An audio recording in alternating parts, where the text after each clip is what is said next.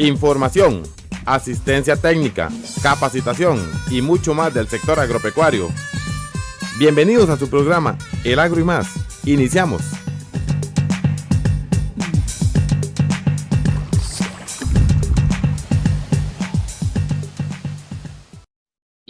Bueno, hoy vamos a hablar sobre principios y usos de la bomba de Ariete y en una primera parte y una segunda parte sobre aspectos básicos de riego por aspersión, que fue una solicitud expresa de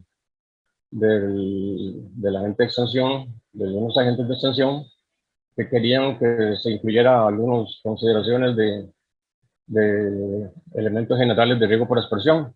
Entonces vamos a iniciar sobre los principios de la bomba de Ariete.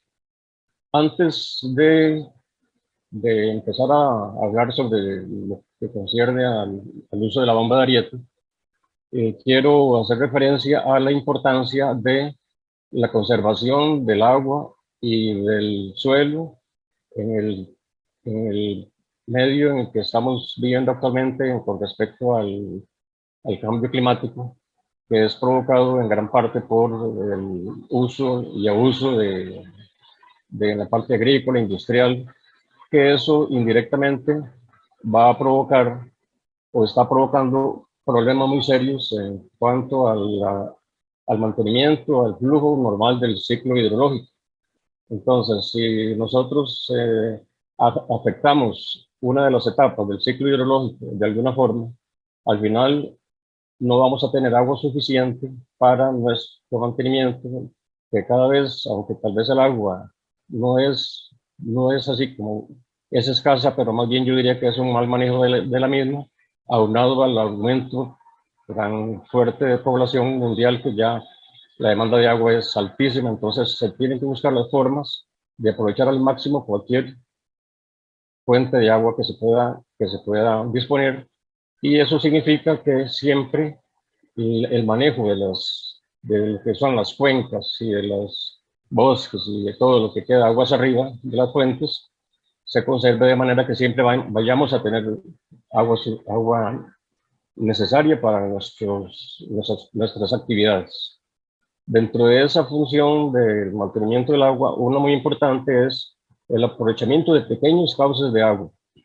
En este caso de la bomba de Ariete, es un sistema hidráulico en donde se genera una fuerza, una energía por medio del agua, que la podemos aprovechar para áreas que pueden ser pequeñas y que son pequeñas, pero pueden ser en algún momento, dependiendo de la cantidad de arietes que se pongan, pueden tener alguna significancia en cuanto al área.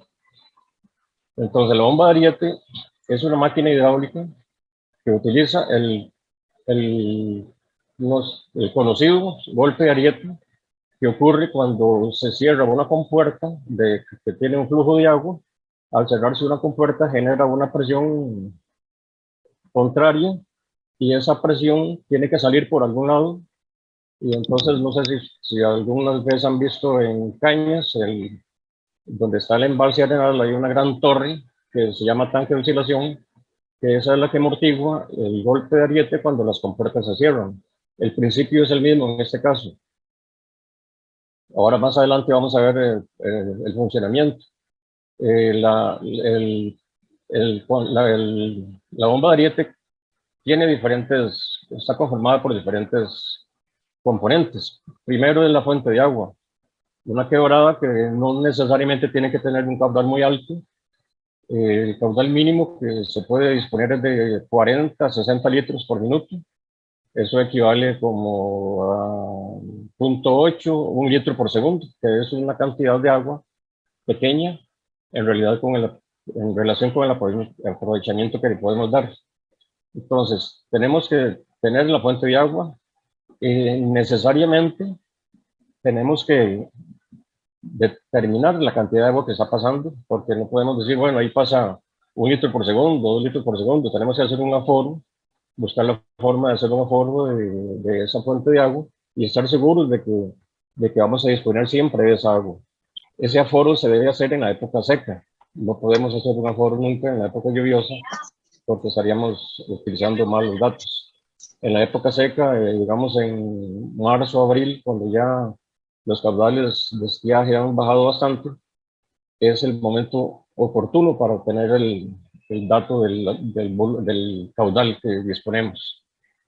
Después de que tengamos ubicada la fuente de agua y el foro, por medio de una tubería, hay varias formas de sacar esa agua. Una forma podría ser es hacer una pequeña represita en la quebrada, una pequeña represita y con un tubo llevarla a un tanque. O incluso se puede sacar directamente de la represa la tubería para llevarla a la bomba.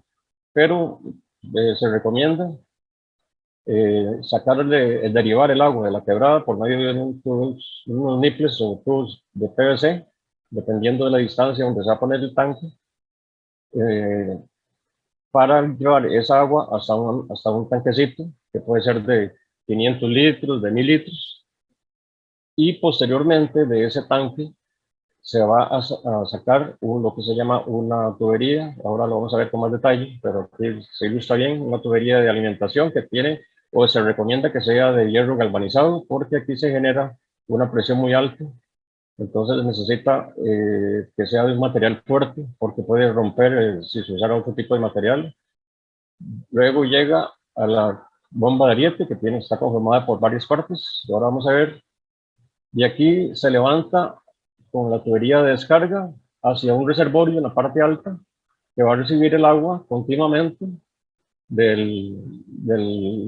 la quebrada. Conforme la bomba esté funcionando las 24 horas, aquí va a estar recibiendo, arriba va a estar recibiendo agua. Y a partir de ahí ya es creatividad de cada productor el que la usa. Bueno, ya dije que es el caudal mínimo de unos 40 a 60 litros por minuto, y algo muy importante es que entre el tanque que recoge el agua a la bomba de arieta, por lo menos debe existir una diferencia de nivel de unos 4 a 10 metros. Esta diferencia de nivel es la que le va a dar la energía suficiente para provocar el cierre y apertura de las válvulas de descarga que están acá. Esta es una bomba de ariete en un campo ya instalado. Aquí podemos ver la tubería de alimentación que proviene de aquí arriba, un tanque, o puede ser incluso como ya les dije, de una quebrada directamente. Es importante que en el tanque tengamos una especie de sedimentador, porque dependiendo de las condiciones de la quebrada puede arrastrar sólidos, sedimentos o hojarasca que puede afectar la alimentación de la bomba. Entonces es conveniente un sedimentador y también un filtro que no vaya a, que permita o que no permita el flujo de basura o que vaya a afectar el funcionamiento de la bomba. Y aquí se ve la tubería de descarga, que es esta. Esta tubería de descarga normalmente aquí sí se puede usar poliducto o polietileno, porque aquí las presiones no van a ser muy altas, van a ser presiones relativamente más bajas que la que se podría generar aquí arriba, que sí se recomienda que sea de hierro galvanizado. Y otra cosa muy importante es que la cantidad de agua que vamos a derivar anda en una relación como de un 10 a un 15, 20% del agua que se deriva. Entonces, el resto del agua se devuelve a la quebrada. Eso es algo muy importante porque este manejo en sí es un manejo que de por sí ya es ecológico, porque no está perdiendo agua, la misma agua que se recoge y se devuelve a la quebrada, y hay más aguas abajo. Se pueden utilizar tantas bombas de ariete o incluso de otro tipo que puedan aprovechar esa quebrada.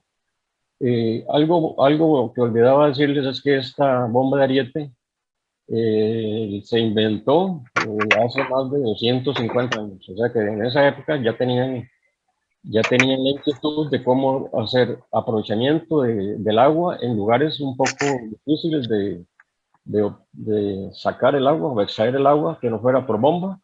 Ahora ya existen bombas fuertes, potentes, que pueden dar esa energía, pero a un costo muy alto. En este caso, en realidad el costo es relativamente bajo y el costo es simplemente la bomba, que ahora más adelante vamos a ver algo aproximado de costos, pero nada más, no hay nada necesitar energía de ningún tipo para su funcionamiento.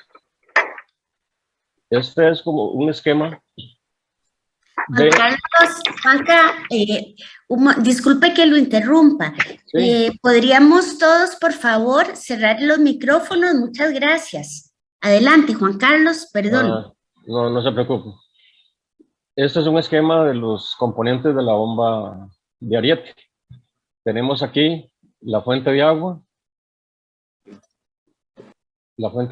que en este caso es como les decía, se puede hacer una pequeña represita en la quebrada, con baldosas o con sacos de cemento, o con sacos de tierra, perdón.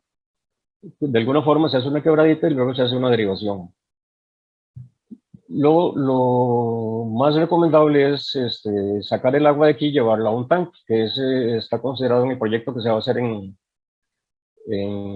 Zarcero. Se va a derivar con una tubería PVC y se va a llevar a un tanquecito, y del tanquecito se va a sacar esta tubería, que es la tubería de alimentación a la bomba. Este desnivel tiene que ser mínimo de 30 grados.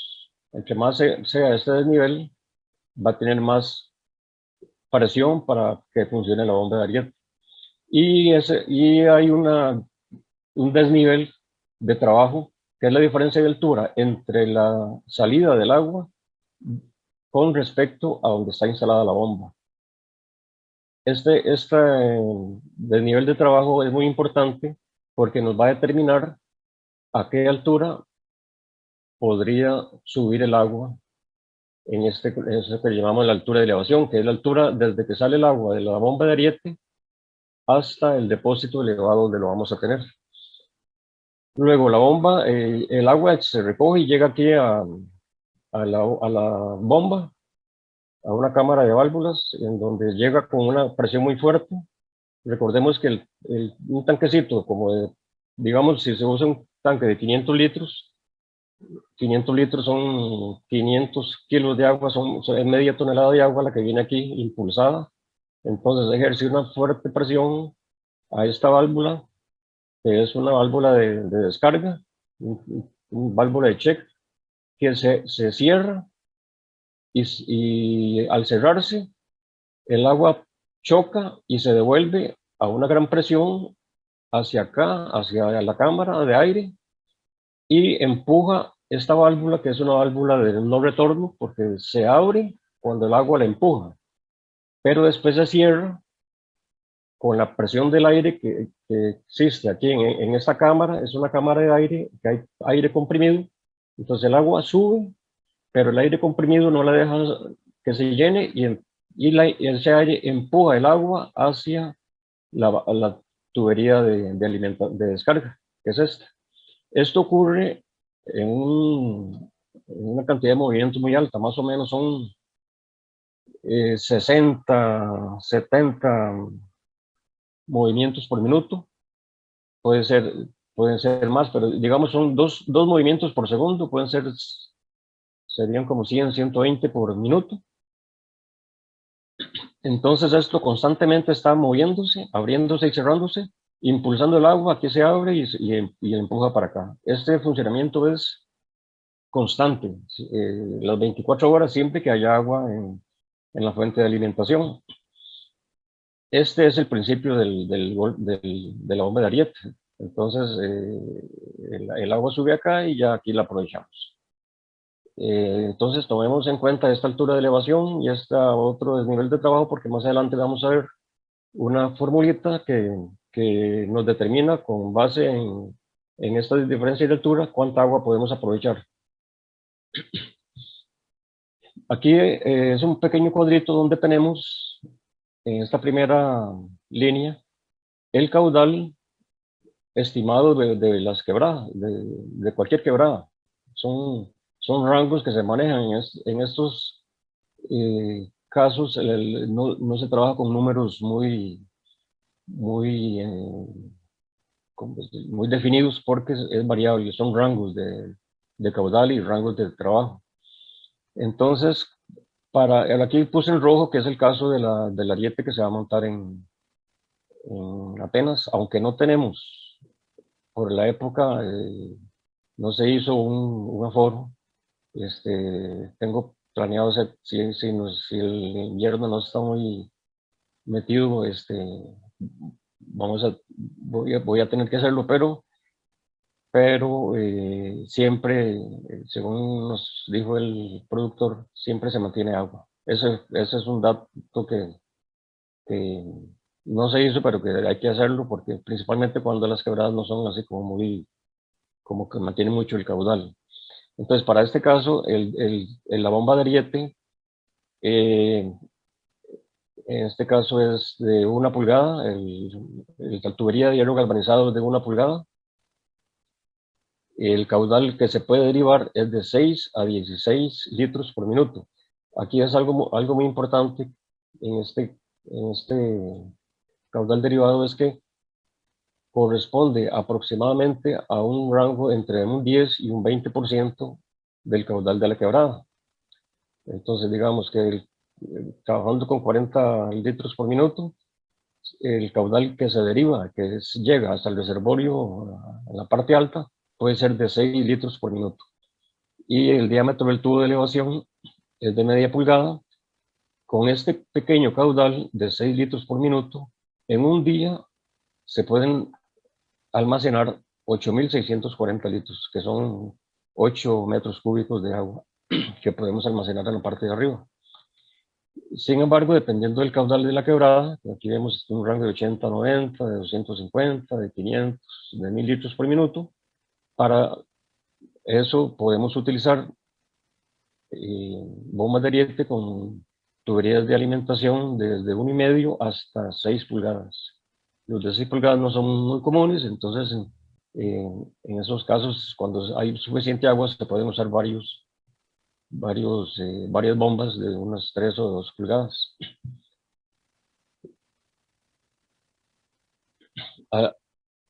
Algo muy importante para determinar la cantidad de agua que podemos aprovechar es tener estos datos que ahora les voy a enseñar una formulita que existe, que se hizo para determinar el caudal que se puede aprovechar. Entonces tenemos que tener el caudal de alimentación, o sea, el caudal de la quebrada, el desnivel de trabajo y la altura de elevación. Entonces, este ejemplo es para la parcela en donde se va a instalar la bomba actualmente. Yo estimé así a ojo unos 40 litros por minuto, un desnivel de trabajo de 10 metros, una altura de elevación de 60 metros. En este caso, aplicando esta fórmula, obtenemos 6.4 metros cúbicos por día. Si lo relacionamos con esta otra, en donde lo que se hizo fue aplicar el porcentaje del caudal de la quebrada, en este caso nos dio 8.640. Entonces este es un dato que se puede calcular, ya sea un porcentaje del caudal de la quebrada o aplicando esta pequeña fórmula. Cualquiera de los rangos son bastante aproximados.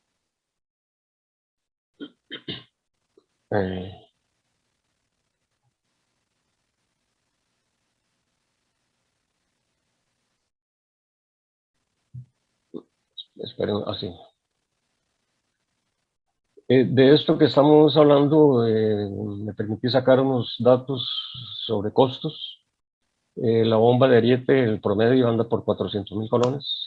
Esta bomba de ariete, un aspecto muy importante es que perfectamente se puede hacer. Hay ingenieros incluso del MAC, que ahorita me olvidé el nombre, pero hay uno que se ha dedicado bastante a eso y ha hecho bastantes bombas de ariete, pero hay que sacar sus ratos o conseguir todos los materiales, etcétera. Entonces es cuestión de de dedicarle su rato, su tiempo. Pero hay dos empresas que venden bombas y el promedio para una bomba de 1 pulgada es de 400.000 colones. Pero la bomba necesita, para quedar instalada, necesita el tanque. Bueno, el tanque, como dije, puede ser opcional, pero puede ser en este caso lo estamos considerando como una mejora en la tecnología. Tenemos que considerar los tubos de hierro carbonizado, que se estiman normalmente 4 o 5 tubos, una llave de bronce, que es la que entra a la bomba de ariete, llave de paso a la salida. Es importante que la bomba esté sobre una base sólida y anclada con unos tornillos porque vibra. Entonces, si usted la deja suelta, con el tiempo ya no va a estar en la bomba donde la dejó. Entonces ella debe quedar fija. Se debe buscar la forma de, en donde se vaya a instalar, que no tenga problemas de sujeción de la bomba, y por eso se considera hacer como una chorreeta, una base chorreada para colocar la bomba y que quede bien sólida en la base. Luego la tubería de medilla, que aquí puede ser de polietileno o poliducto. Un rollo de 90 metros vale como 20.000, otros 20.000, para un total de 600.000. Estos 600.000 colones no se está incluyendo la mano de obra porque esto es relativamente fácil de instalar teniendo ya todo esto listo. Y con esta inversión usted ya se puede olvidar de mantenimiento, porque estas bombas el mantenimiento es muy bajo. Solamente hay que cambiarles unos empaques en la válvula que tienen movimiento constante. Entonces esos empaques se van deteriorando y es lo único. Más o menos, esa es la estimación del costo de un ariete de 1 pulgada, que es el que se está haciendo en este caso. Ahora, ¿cómo vamos a aprovechar esa agua que estamos elevando?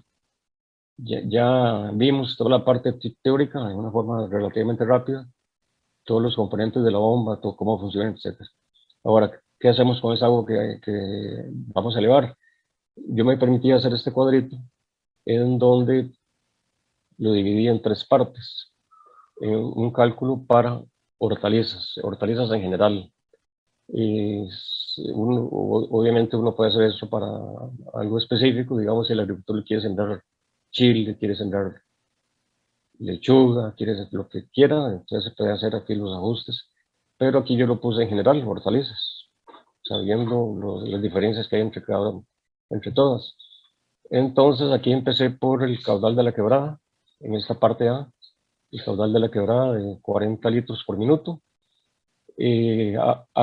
afectando ese caudal por el 10%, que les dije que el aprovechamiento podía oscilar entre un 10 a un 20%, yéndonos en lo bajo como para un factor de seguridad, un 10%, se recogerían en 4 litros por minuto, que equivalen a 240 litros por hora, y en un día recogen 5.760, que equivalen a 5.8 metros cúbicos, considerando un desnivel de 10 metros y una altura de elevación de 60 metros.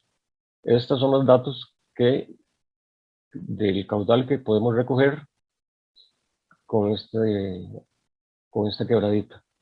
Si hacemos con estos mismos datos, aplicamos la fórmula que les dije, el caudal que recogemos es de 6.4 metros cúbicos, que es aproximado, es muy aproximado a 5.8. En realidad aquí esto se redondea, aquí se puede redondear a 6 y aquí a 6, ¿no? Son muy parecidos. Entonces esta agua se puede recoger en un tanque de 5.000 litros arriba, perfectamente. Se lleva el agua, se coloca una tanqueta de 5.000 litros y ahí se va recogiendo el agua que se va a derivar de un día. Pero, ¿en qué podemos gastar esa agua en el caso de hortalizas? ¿En cuánta área? Entonces, aquí yo consideré en general hice varias estimaciones y la que se me acercó más es la de 1.500 metros cuadrados. Entonces, si afectamos hacemos un cálculo de la necesidad de agua por fórmulas. La fórmula de Hargreaves es una de las fórmulas que se utiliza. Ahora cuando veamos la parte de aspersión, yo incluí una pequeña referencia al cálculo de la necesidad de agua. Entonces, para que les quede claro de dónde sacamos esta necesidad de agua. Es una forma de calcular cuánto consume las plantas durante su ciclo fenológico. Entonces, hay un factor que se llama Kc, que ahora vamos a ver en qué consiste. Hay otro factor que es el par. El par es el porcentaje de área bajo riego. Recordemos que cuando se utiliza riego por goteo, no se riega todo el suelo. Nos interesa que se riegue solamente el área dominada o en donde se concentran las raíces. No nos interesa regar el intersurco ni nada, como el riego por gravedad, que regamos el surco. Aquí lo que nos interesa es regar un porcentaje del área de riego. Pero en el caso de la hortaliza, dependiendo de la hortaliza también, si es lechuga, si es repollo, si es zanahoria, el porcentaje de área es muy alto, porque vamos a regar, si está en una era, vamos a regar casi toda la era. Pero si fuera chile o tomate, solamente vamos a regar el área que está cerca de la planta. Entonces este par va a ser menor, va a ser de tal vez 1.6. Entonces, como les decía, es relativo y dependiendo de la hortaliza. En este caso, yo lo consideré un par alto. La eficiencia de riego por goteo es de un 90%, incluso en algunos casos, tal vez no 100%, pero puede ser mayor del 90%, porque se aprovecha prácticamente todo el agua. Entonces, para esta área de 1500 metros cuadrados, con estas características en general de hortalizas que puse, se necesitan en este cuadrito azul 5400 litros por día. O sea que gastamos el estañón o el tanque que recogimos de agua, los 5800 litros, los gastamos en un día. Pero ¿qué pasa? El ariete continúa funcionando las 24 horas del día, entonces conforme nosotros vamos sacándole agua al tanque, a la tanqueta, se va. Ahora sí. Disculpen, eso no soy yo, se va llenando la tanqueta. Entonces vamos a tener siempre agua disponible para regar toda la hortaliza, incluso pues probablemente nos va a sobrar agua.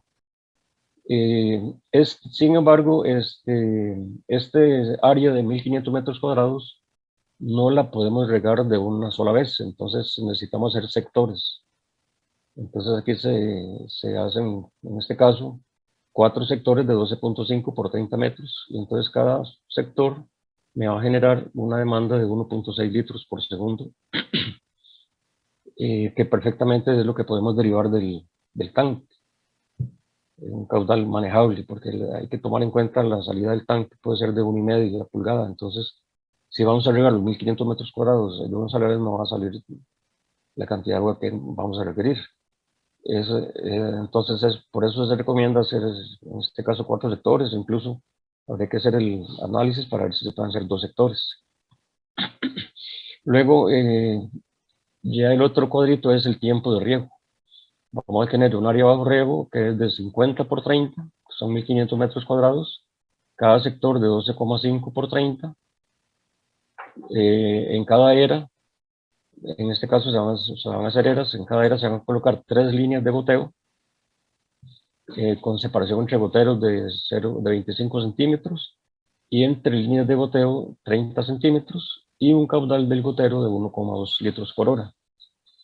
Estos datos, la separación y el caudal, son datos que tienen rangos muy amplios. Entonces, en este caso, este caudal es de 1,2 litros por hora, pero hay goteros que tienen un caudal de hasta 6 litros por hora, 8 litros por hora. Entonces, esto hay que, a la hora de utilizarlo en el campo, hay que hacer ese análisis de cuál es el más recomendable. y la separación dependiendo del cultivo. Entonces, teniendo todos los goteros en la línea, el número de goteros en la era, el caudal que necesito en la era, el caudal total para las 14 eras. Eso me da que el tiempo de riego, todo esto que hice acá es para determinar cuánto debo regar, cuántos minutos, porque hasta ahorita no habíamos hablado de eso. Entonces, el caudal total por sector es el que está aquí, 6.000, es que vamos a decir, 6.000 litros por hora. Si se divide entre lo que genera por día, entonces nos va a dar el tiempo de riego minutos, que en este caso son 14 minutos. Estos 14 minutos se puede dividir en 2 riegos de 7 minutos o dar un solo riego en la mañana o un solo riego en la tarde.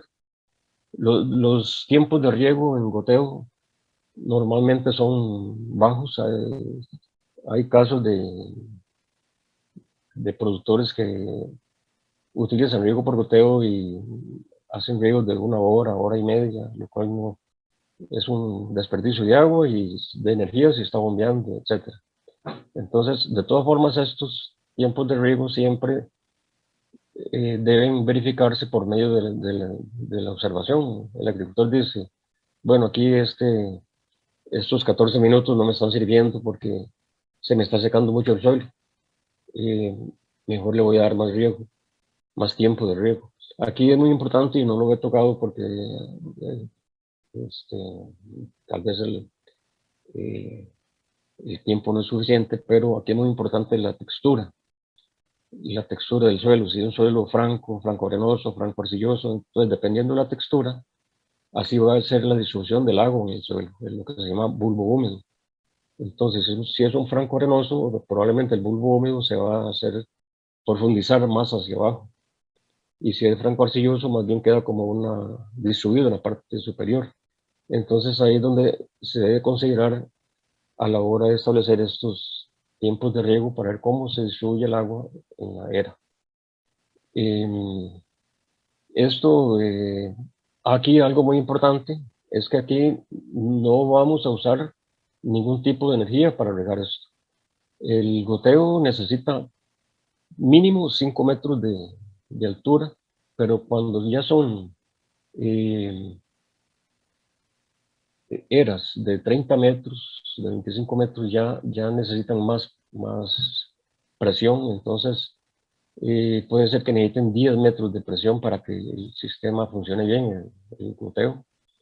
Entonces, más las pérdidas que ocurren en todo el proceso, en la tubería, en las llaves, etcétera, entonces se necesita por lo menos 16 metros. ¿Qué significa esto?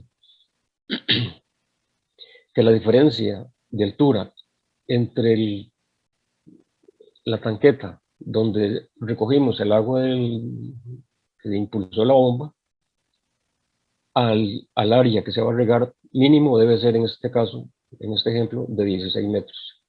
Si la diferencia es menor, vamos a tener problemas de eficiencia en el riego por goteo. En algunos casos no va a llegar suficiente agua o no va a operar bien el goteo y entonces no va a funcionar bien. Entonces es importante tomar en cuenta que en ninguna etapa del proceso vamos a necesitar energía proveniente de algún, ya sea eléctrico o de combustibles, sino que aquí todo va a ser por un caso por la energía cinética del agua y en otro caso por la energía potencial del recipiente o de la tanqueta que tenemos arriba.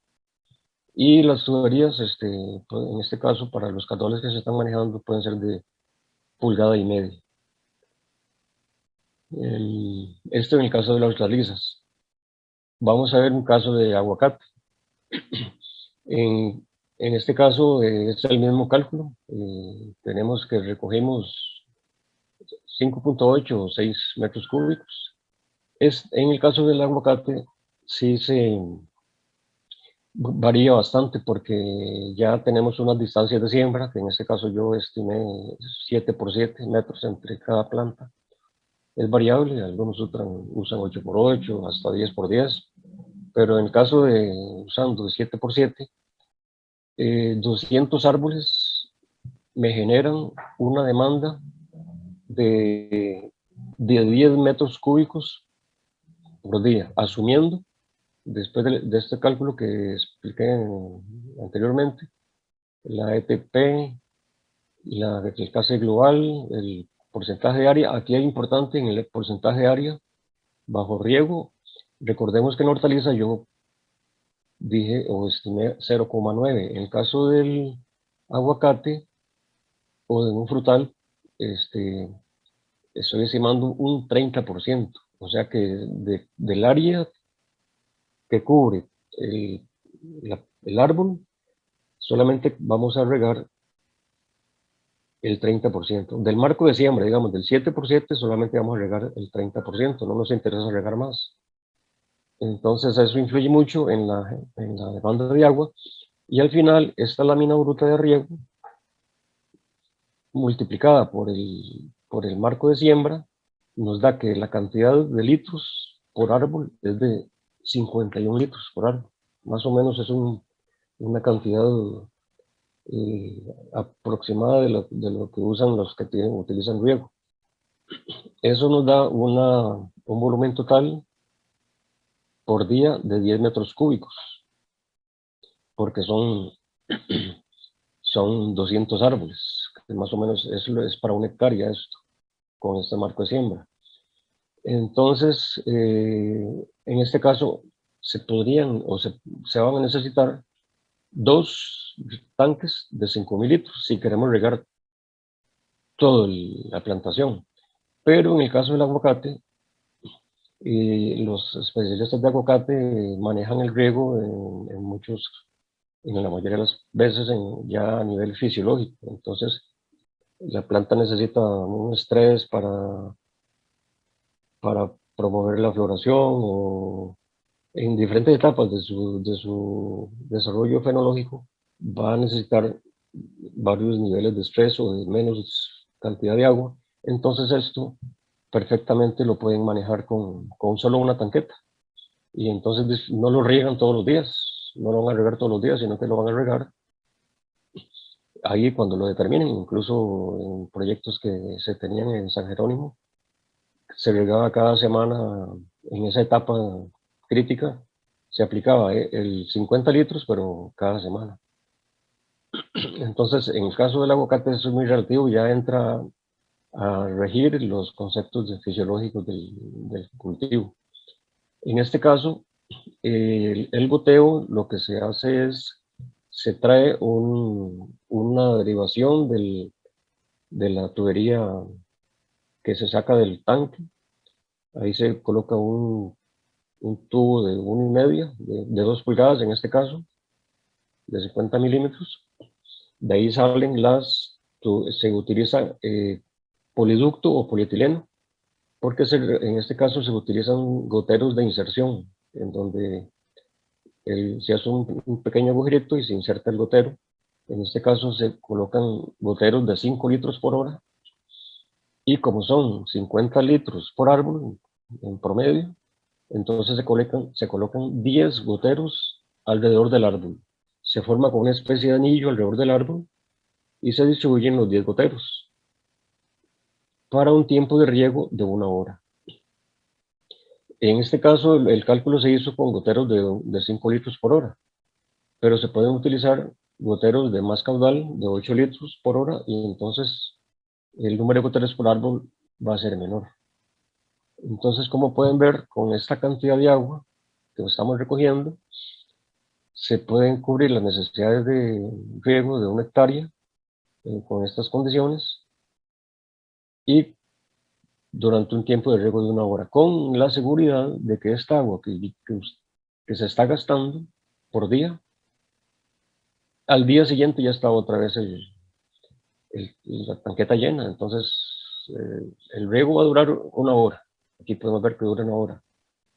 En 1 hora se va a gastar el agua que está disponible en la tanqueta, pero el flujo del agua es constante, entonces va a mantener la tanqueta llena. Incluso en algún momento se va a a quedar tan llena que se va a desbordar, entonces se va a tener que parar el ariete. Esto es lo que les tengo preparado, lo que les tenía preparado para el uso de la bomba de ariete. Ahora al final vamos a ver si tienen alguna pregunta, con mucho gusto. Entonces vamos a empezar ahora en una forma, ¿cómo estamos de tiempo? Para ver aspectos básicos de riesgo por aspersión. Ya aquí nos desligamos de la bomba de ariete.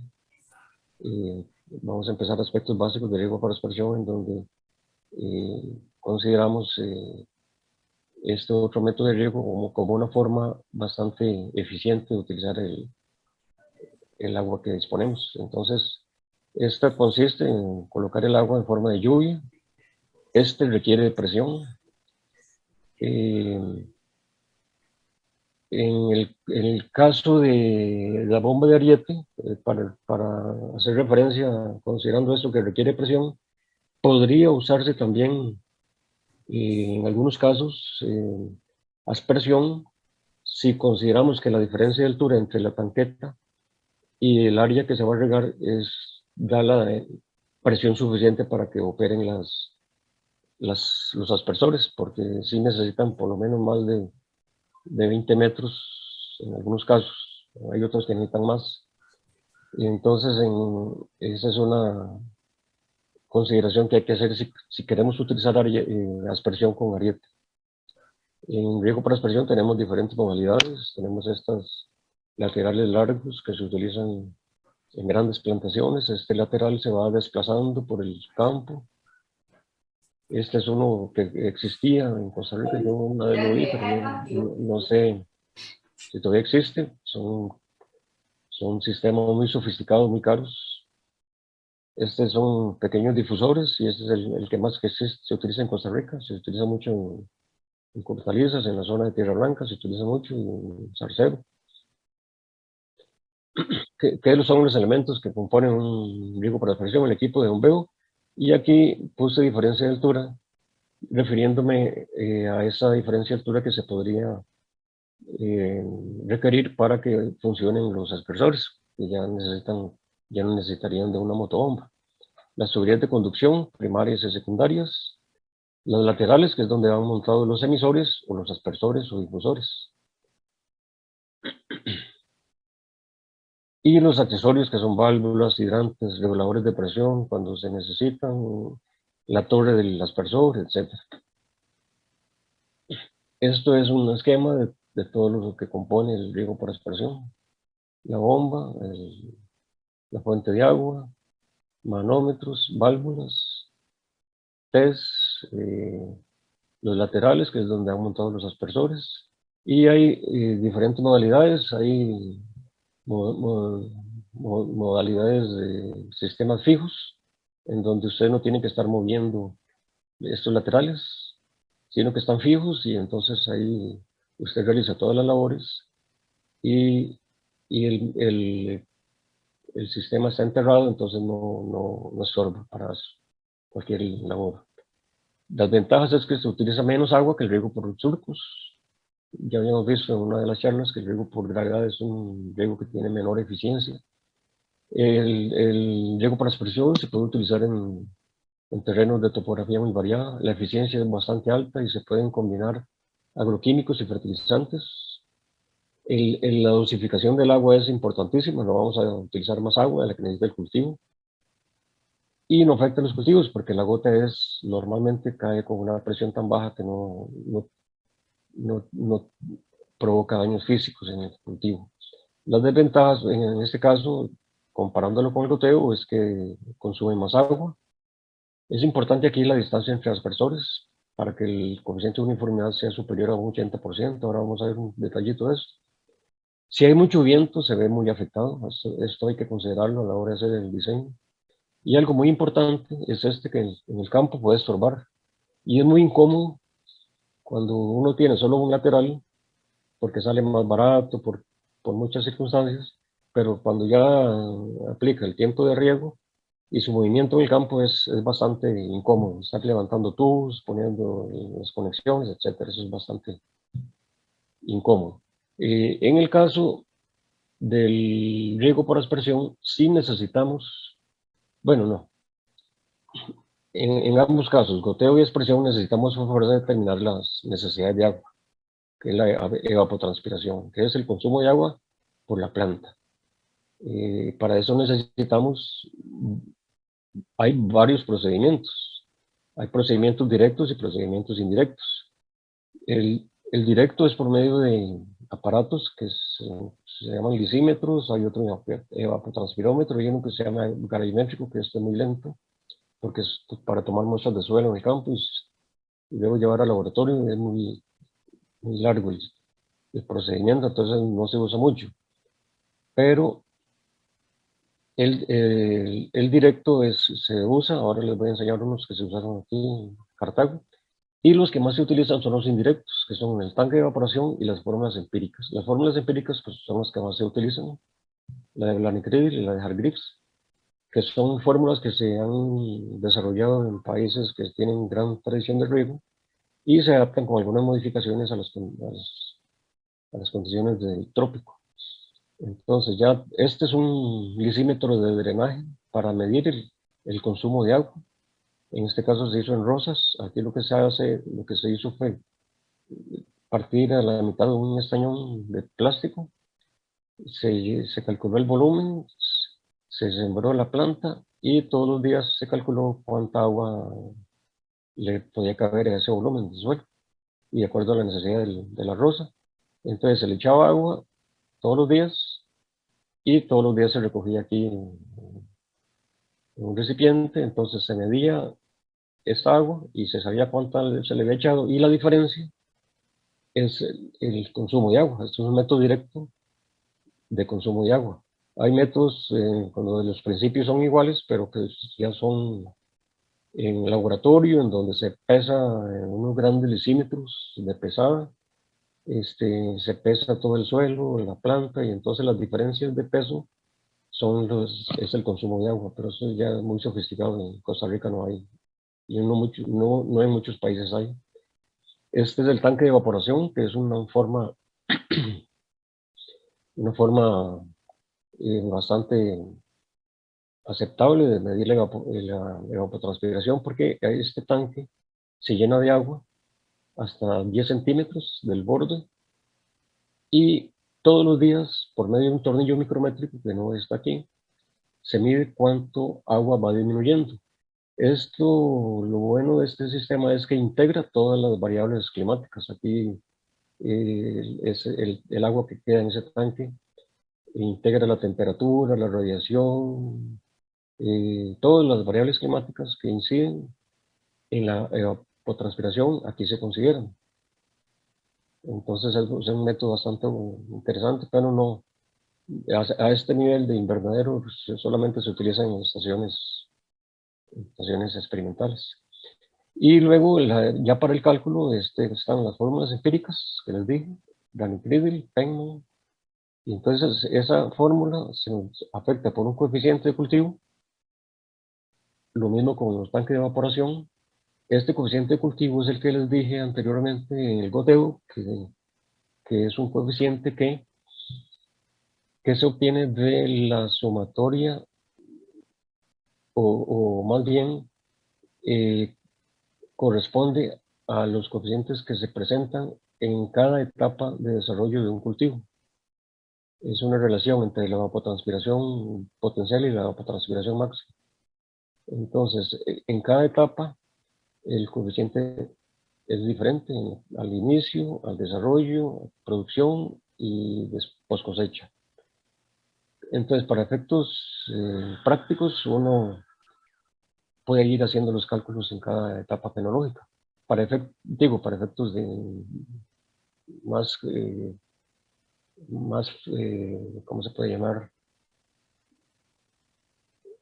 Más exactos de la necesidad de agua. Pero para efectos prácticos se utiliza un KC global, que es el promedio de todos estos. Entonces, a nivel de campo, el que se usa es un KC global, que en el caso de la hortaliza, recuerden que usamos un 0.7. En el caso del riego por aspersión es importantísimo el análisis de suelo, porque en este caso el suelo va a ser un almacén de agua. Nosotros vamos a regar hoy y el agua se va a almacenar dependiendo de sus características. Y volvemos a regar, digamos, hasta dentro de 8 días. Entonces, durante ese tiempo, la planta va a estar utilizando el agua que se quedó almacenada. Esa es la gran diferencia con respecto al goteo, que vimos en la primera parte y que ya vimos en otra charla. En el goteo no estamos considerando el suelo como un almacén, sino que le estamos dando lo que se evapotranspira. Entonces, si de acuerdo a las necesidades que calculamos, se evapotranspiran 4 milímetros, entonces les estamos dando 4 milímetros. En este caso no.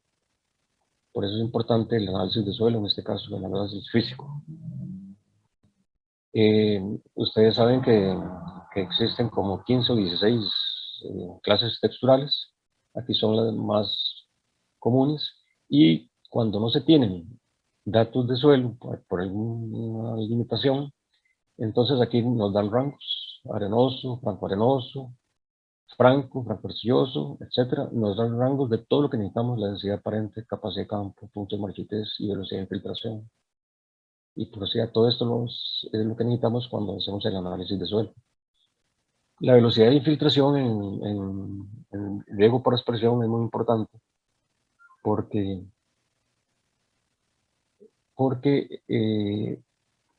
a la hora de estar haciendo el cálculo de la intensidad de aplicación del aspersor, esa intensidad de aplicación debe ser menor que la velocidad de infiltración.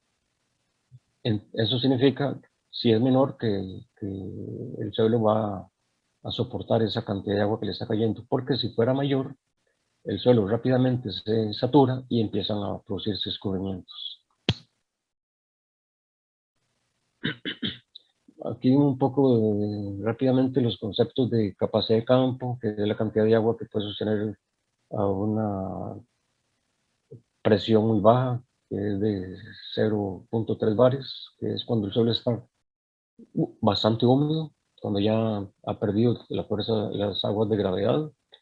Luego tenemos el punto de marchitez, cuando está cerca del completamente seco, aunque quedan pequeñas partículas de agua, pero que estas partículas de agua que quedan están retenidas tan fuertemente que las raíces no las pueden utilizar, entonces la planta se seca.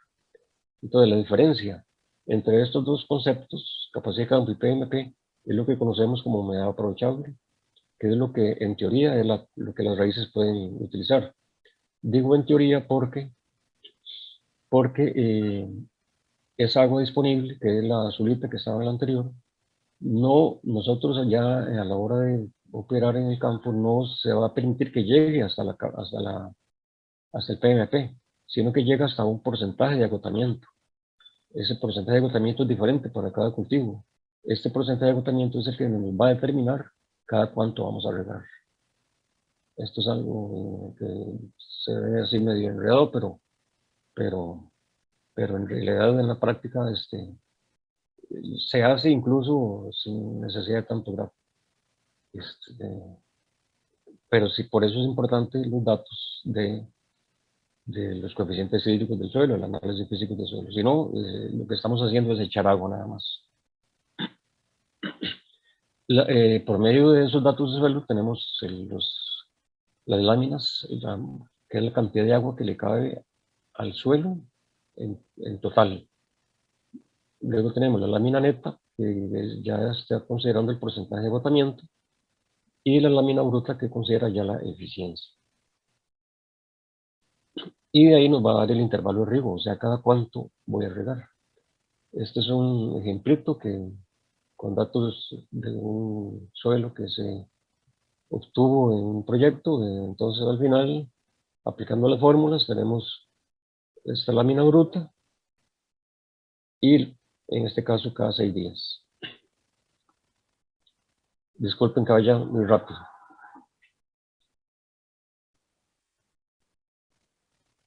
En el caso de los aspersión, tenemos diferentes tipos de aspersores. de baja presión y de mediana presión y de alta presión. Los de alta presión son los que conocemos como cañones, que son estos grandes que se utilizan ya para pastos, para café, y los aspersores más pequeños se utilizan mucho en hortalizas. Y lo importante para escoger aspersores son el diámetro de las boquillas, la presión a la que trabajan, el caudal que expulsa, el alcance, la pluviometría o intensidad de aplicación y el espaciamiento. Todos estos elementos se deben considerar a la hora de hacer un cálculo de riego por aspersión. Este es algo muy importante cuando se está haciendo un cálculo de riego por aspersión, es el perfil de humedecimiento. Esto se hacen pruebas aquí se colocan bandejas y se mide el agua que cae, y eso nos determina diferentes cantidades de agua en cada bandeja, y nos da una distribución en este sentido. Entonces, la ciencia está en que el otro aspersor se coloque a una distancia que permita que no se presente esta parte seca, sino que sea continua. Entonces hay que determinar muy bien la separación entre aspersores. Los tensiómetros es un aparato muy importante que se utiliza para determinar la cantidad de agua que tenemos en el suelo. Normalmente en plantaciones, o más bien se usa mucho, pero en estaciones experimentales y en cultivos muy sofisticados, pero no es como muy usado porque incluso es bastante carito, entonces no es como algo estrictamente necesario. Sin embargo, da una idea. Si usted quiere manejarlo ya técnicamente toda su plantación de una forma técnica, es excelente el control de humedad. Aquí es la forma en que se coloca dependiendo de la profundidad de raíces. Este es un ejemplo de riego por aspersión para hortalizas, para un lote de 50 por 140 metros, en donde vamos a tener los datos de las raíces, el tipo de suelo, coeficientes hídricos, velocidad de infiltración, eficiencia, el agotamiento, la lámina máxima, neta, bruta, el tiempo de riego que vamos a estar en el campo, el KC, y la fórmula que la obtuvimos de la aplicación de Hargreaves. Aquí se ve la Hargreaves por día y por mes. Entonces, Juanca, perdón un segundito, nos quedan 5 minutitos. Ah, bueno. Gracias. Sí, voy a ir más rapidito porque se me hizo largo el asunto. Entonces, esos datos me van a dar que voy a tener la elección del aspersor, voy a tener, de acuerdo a las condiciones de viento y del diámetro entre aspersores, buscamos en una tabla y con todas estas condiciones encontramos que este aspersor es el que nos sirve, que tiene una intensidad de 7.4 milímetros por hora. Entonces, de acuerdo a esta información de la lámina neta y la evapotranspiración de cultivo, nos dieron una frecuencia de 6 días, el tiempo de riego es de 4 horas. Como les dije, aquí hay que hacer cambios de laterales, entonces ahí se lleva como media hora, en total son 4 horas y media. 2 posiciones por día. Y eso me requiere 3 aspersores en total, pero se redondea a 4 para utilizar 4 aspersores por lateral. Y usando un solo lateral. Ese lateral es el que se va desplazando por el campo. Es importantísimo la evaluación del riego, estar tomando información del caudal que se obtiene de los aspersores para determinar el coeficiente de uniformidad y la eficiencia con que se está manejando. Y estos son cañones que se utilizan mucho en sistemas de pastos y en algunas plantaciones de café. Y ya terminé aquí. Esta es una vista general del ariete funcionando. Muchas gracias. Y lo...